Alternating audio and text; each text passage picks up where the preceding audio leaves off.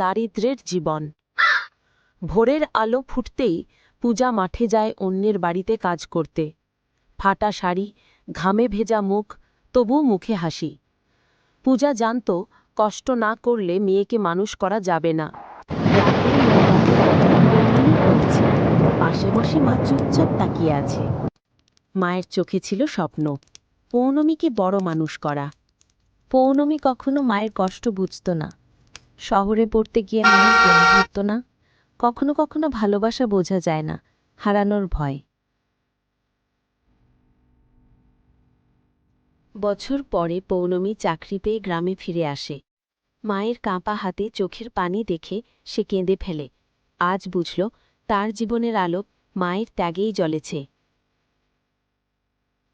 পৌর্ণমী মায়ের পায়ে মাথা রাখে। মায়ের ভালোবাসার বিকল্প পৃথিবীতে কিছু নেই।